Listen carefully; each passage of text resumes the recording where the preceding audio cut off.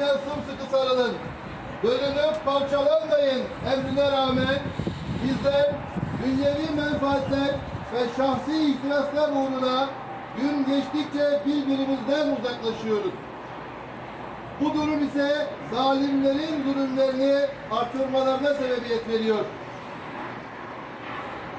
Yeryüzünde barışın yeniden hakim olması ancak ümmeti Muhammed'in kardeşlik temelinde bir araya gelmesi, birlik ve beraberlik içerisinde hareket etmesiyle mümkündür.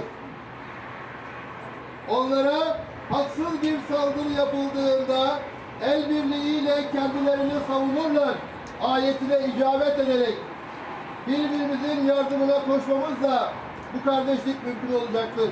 Tekbir Allah tekbir! Allahu Ekber! Tekbir! Allahu Ekber! Tekbir! Allahu Ekber!